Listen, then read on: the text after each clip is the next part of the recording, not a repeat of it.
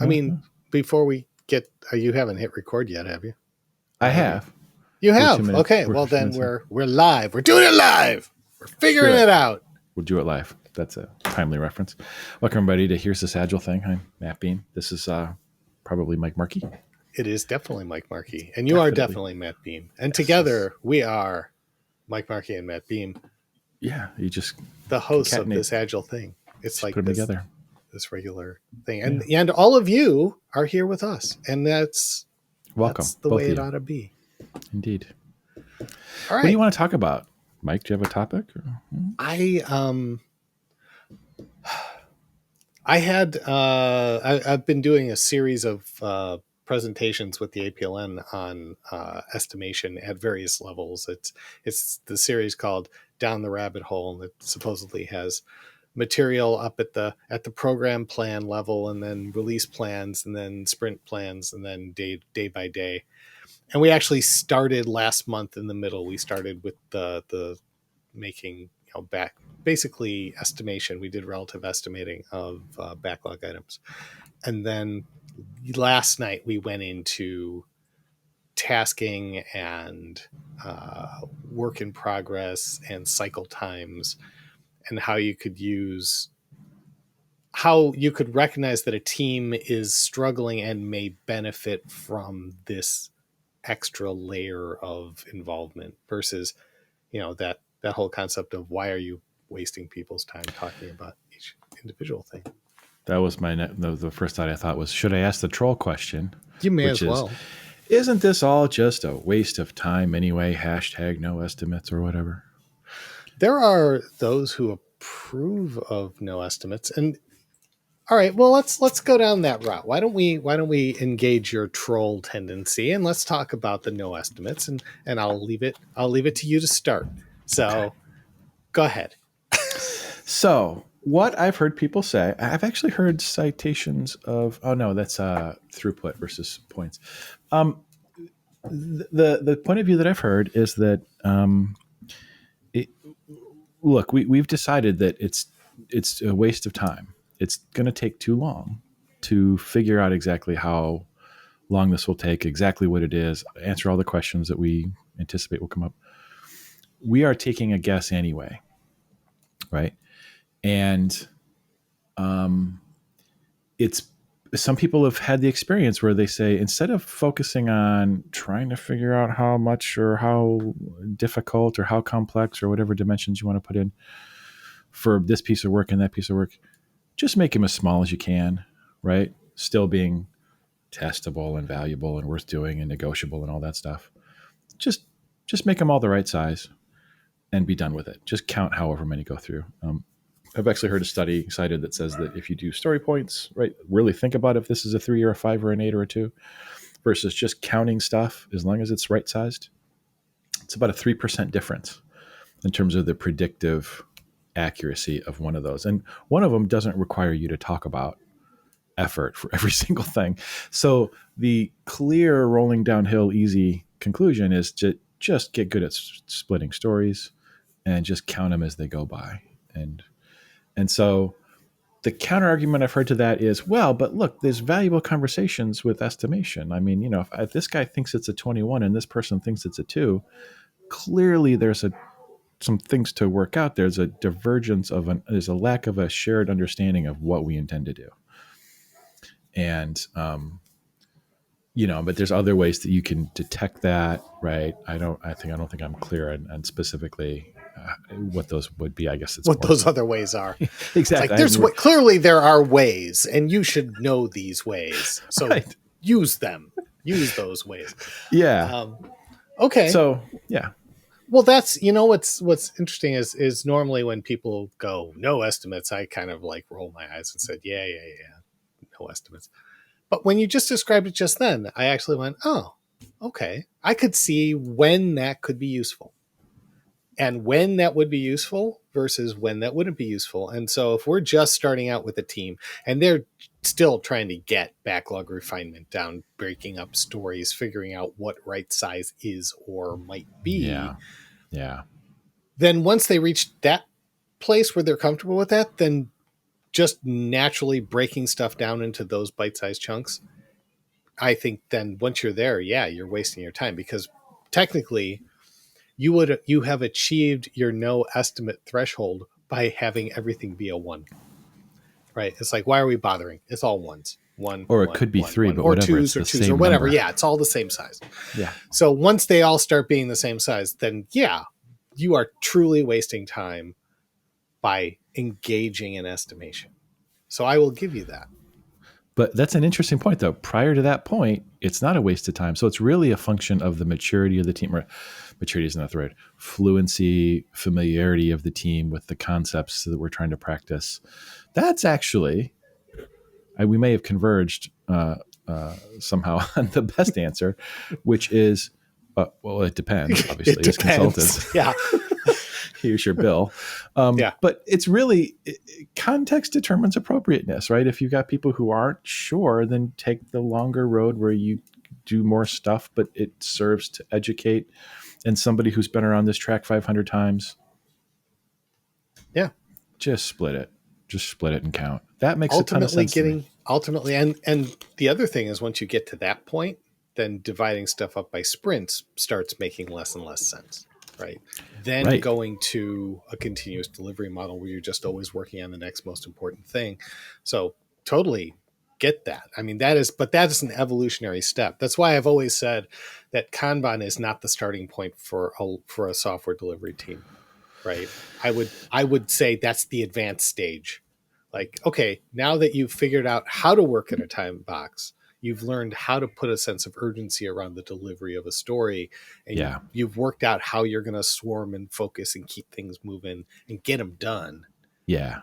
Now the We're artificial, done. yeah, that artificial, that artificial boundary of the time box that says, oh, you must get this done by the end of 2 weeks, because otherwise you've lost your sense of urgency and you guys just go, like, that can go Right. away. Would Yeah. you like that? Yeah. You no longer, yeah, exactly. You're no longer brushing your teeth because mom said so. You really Yeah, want to have healthy teeth.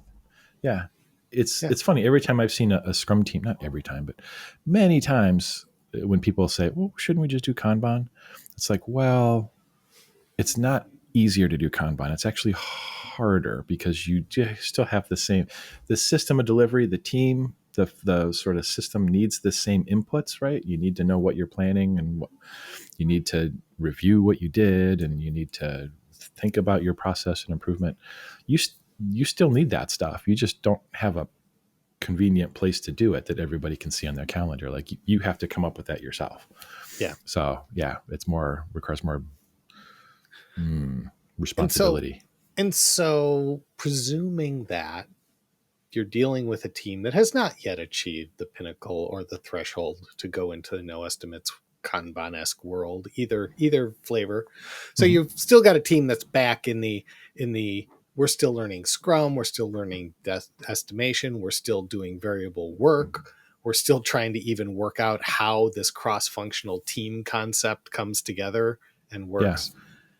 That's when I kind of unpack the subtasking and that's the place that we took last night's discussion. So that was, that makes total sense. You're going to have people on your teams who want to know mathematically how stuff breaks down in a deterministic manner, and you can't have that, but you need a way to address that point of view in a way that gives them a sense that there's an order to this, even if you're going to sort of fluency requires you to sort of abstract out those details in some cases, or it's easier to do that, but you need a coherent story about how the big indeterminate chunks of work decompose to a thing that you can wrap your head around. yeah, So yeah. absolutely. Yeah, that was where we went last night. I had, so,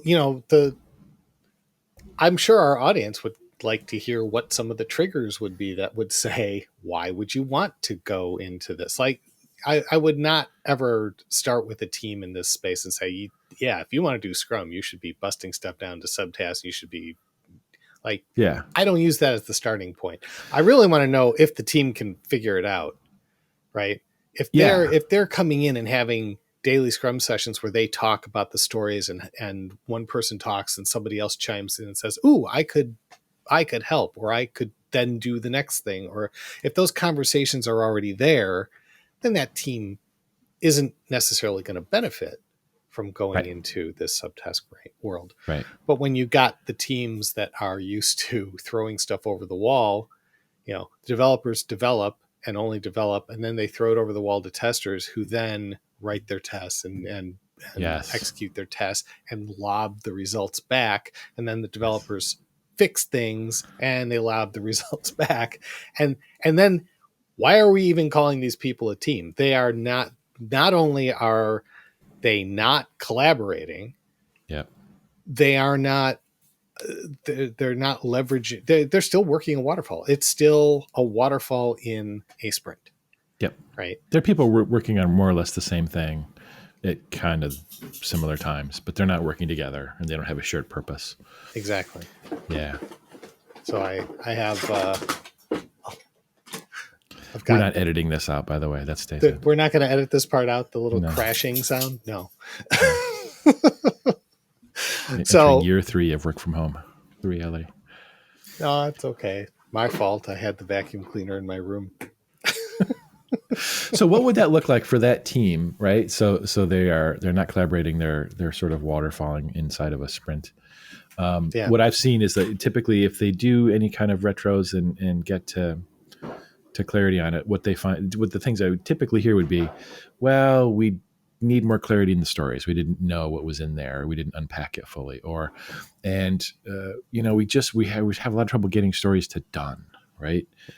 We're almost done, but we're not quite done. And it's all sort of it kind of swirls around this central theme of we split some stuff down, but maybe not quite far enough. Or maybe if it's the right size of work, it's not, we didn't break down acceptance criteria, or we didn't get enough clarity on what exactly, there's a balance there between knowing that a lot of the stuff that we need to figure out, we won't know what that is even until we get into it, right? We cannot answer all those questions. That's fundamental to this. But also we need to have enough clarity to have confidence that this stuff we chose will fit. So, Yeah. and the So best teams I've worked with didn't do subtasks, right? They just sort of had the sense of it, but they also weren't fresh. They weren't new. Like they had been working together for a couple of years. And so right. you're describing a situation where the team hasn't quite gotten to that level of familiarity. Right. And actually with this particular group of teams, the mechanism by which they had learned to work in an agile way, we're going to execute Scrum, we're using Jira. Jira provided the venue in which they would execute their work, and their Scrum boards were set up with a Kanban like flow that took every story through stages. Yeah. And because Jira is the way Jira is, only one individual can be assigned to a story.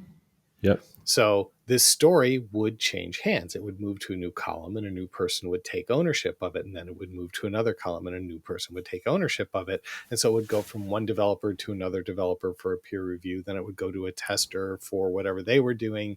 And then it would go and so on and so forth down the line. Yeah. Which was encouraging single flow execution.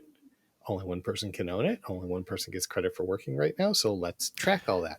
It is and a striking aspect of the tool. I mean, it's a weird set of, and like, I don't know, that's a UX and so thing or something. So because this was there, what you would see is what you were describing, stories rolling off the end of the sprint, because we didn't quite get to all the steps, right? We were working on it the whole time. This story, so you're looking at these stories just rolling from sprint to sprint. And what I ended up digging into was looking for cycle times. And there is a new plugin or a new report that you can get in Jira that's called Time and Status.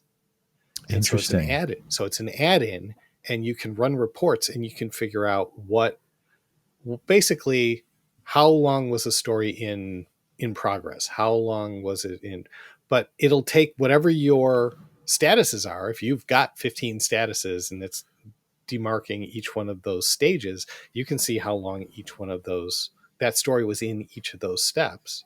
Demarking's not a word, by the way, but go ahead. It is now. Demarcating, I believe. Demark Watch the David language evolve, my Marquette. How friend. about that? So David anyway, Marquetti. yeah, David Marquette. I just watched him do a critique of submarine movies for some reason. Anyway, it Submarine was, movies. That's an yeah, interesting. yeah, like he's going for realism. Which ones are Yeah, most realistic and least realistic? And we can come back to that we if you should. really want to. Yeah, in the after show. Yeah. So so there, how long is it in each one of those stages? And so you could export that data. And then I did an analysis in Excel in which I looked at every story, the stages it went through, how long was it in each of those phases. And then I'm like, well, look at these. Some of these are starting first day of the sprint and ending last day of the sprint. Some of them are starting first day of a sprint and going forever. Some of them start a couple days in. But what I didn't see was start one story, finish it, start another story, finish it, start another story, finish it. What I saw was every developer on the team started a story, started owning a story, and then it would go Yeah. through all these phases, and sometimes they get done and sometimes they weren't. And then I looked at the durations of those cycle times, and there was no correlation between size of the story and duration of the cycle. Like 1 point So stories were sometimes spanning 2 sprints. 3 point stories were sometimes done in a couple days, sometimes spanning 3 sprints. They were all over the place. let me ask you a hard mode question. Sure. Sometimes people will say story points are not. Are story points convertible or equivalent to time, to Well, it's duration? not that they're equivalent to time, but if it is level of effort, I would expect to see smaller stories clustered around a distribution of time, Yeah, right? because it's And that, less effort. So, I mean, we're not saying that smaller value estimation values are time, but there is a natural correlation between how difficult something is yeah, and how long it's going to take you, assuming you're able to focus on it. exactly. But if I Yeah, see a bunch of 3 point stories and they're all over the map, some of them spanning multiple sprints, some of them done in, then I'm going, all right, let's dig deeper and let's look at what's going on. And then yeah. you start looking at each of those status times and you say, well, okay, why did QA take this long? Right. And then you ask, because that's the only way to find out. So It's like, you could well, assume yeah, it was put in QA. It was assigned to me, but I had all this other stuff I was doing. I didn't somebody get threw to it it. at me. We Yeah, didn't have it a was thrown over conversation. the They wall. tossed it at me. Yeah. Right. So we have that situation. I would like to see the cycle times reduced. And I'm really not happy with seeing this single threaded approach to these stories. I don't think that that is collaboration. I would like to hear the team having that natural conversation. Well, if you're doing that, I could do this. And who cares whose name is on it? Yeah. Let's get this story done. Yeah. Right. And so to force that conversation, we task the story out. We break it down by what are things that one role on the team could do versus another role on the team related to that story. Are there natural handoff points, or are there different areas like front end, back end, database? Are there things that we could divide and conquer from a development side? Right. Similar on the testing side, automation testing versus manual testing, things of that nature. um, who's doing the reviews? And so take all these subtests and break them down and then say, how many of these things could we do on day one of the sprint with this, our most important story in the sprint? And how many of the members of the team can we engage on delivery of that story? And once everyone's in, once we've either exhausted the number of subtasks that we could logically put in motion Yeah. right now, or exhausted the number of members of the team that we have so that such that they are all engaged, then if you haven't satisfied both of those or either one of those, then you could say, okay, now let's talk about the next story. Do we Right. have more work that people could uh, take on?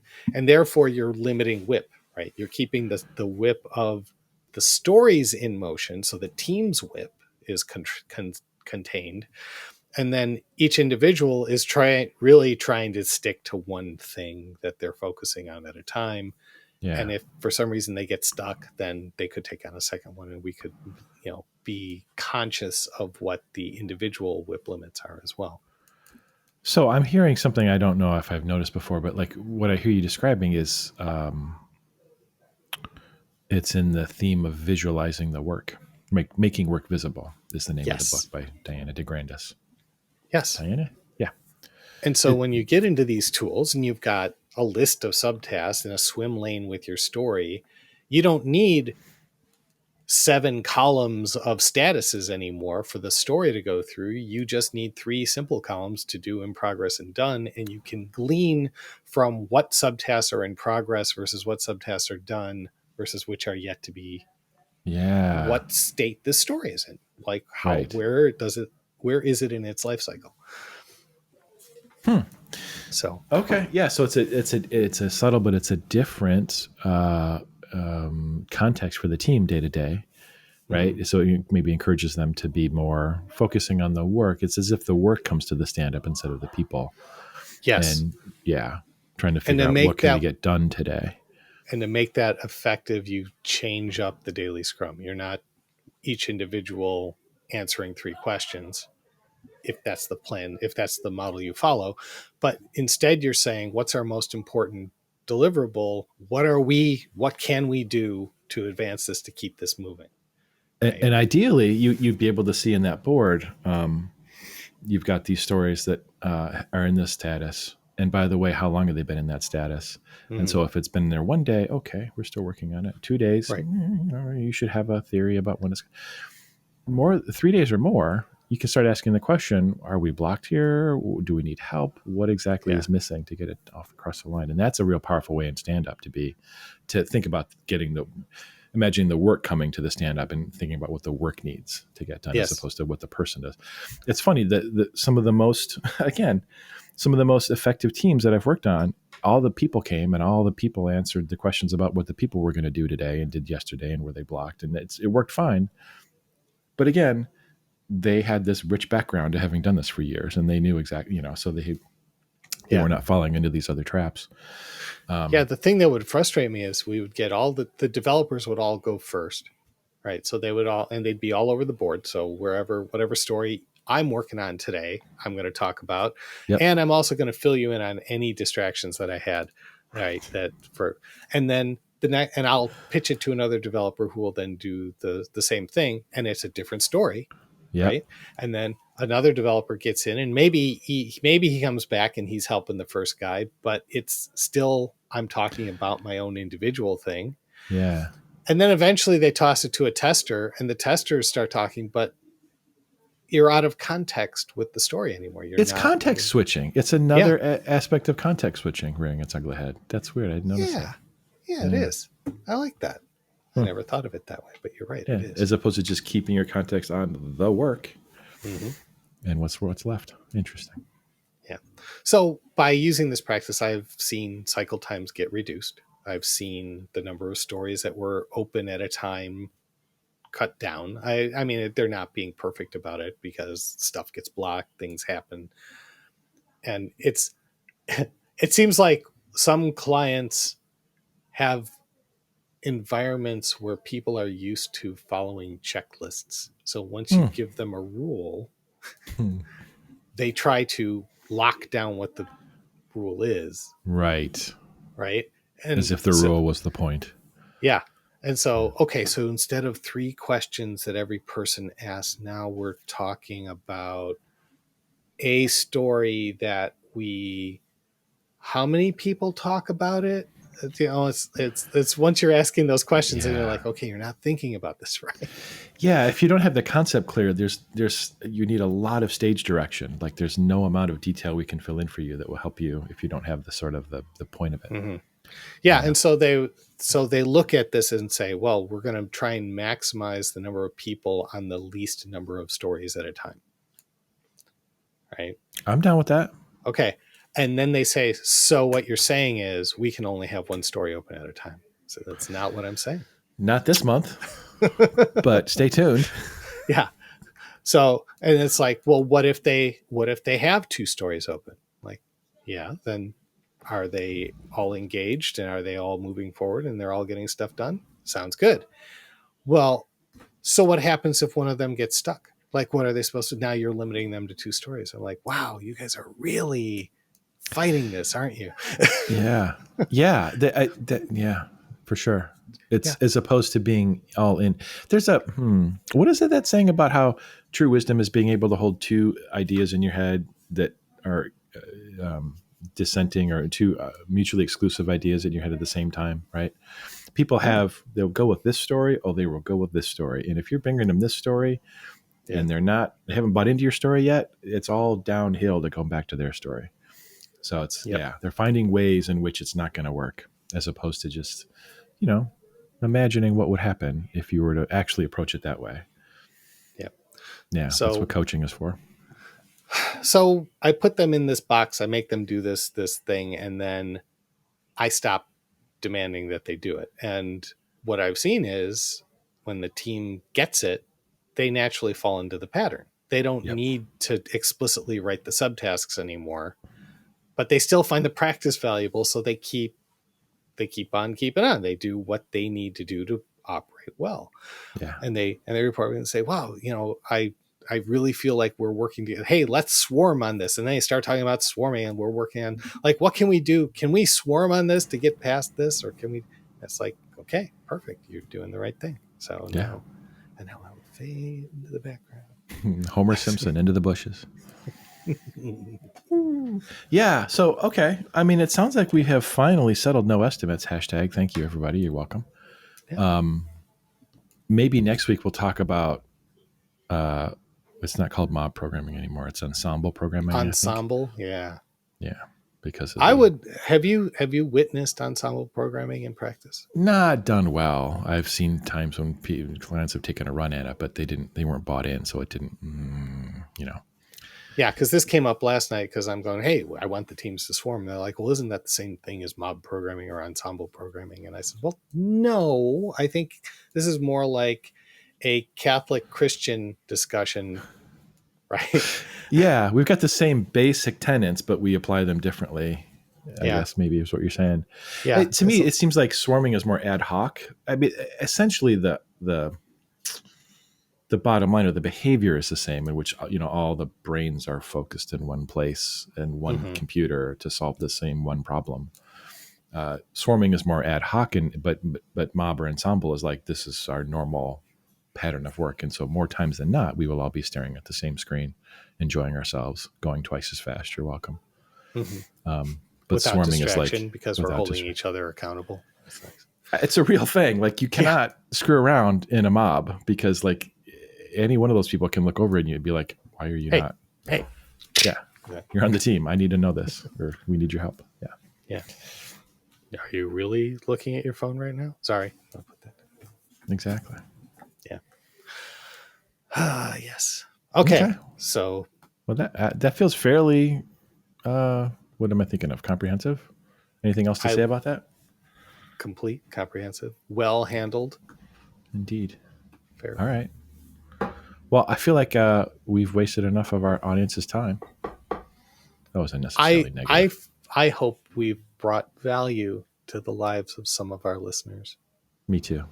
Hey, Me too. if any of you would like to comment on this, I'm sure wherever we post these, there is a place where you can put a comment in, and we'd love to hear from you. I'm hypothetically sure of that as well. Yes, please do.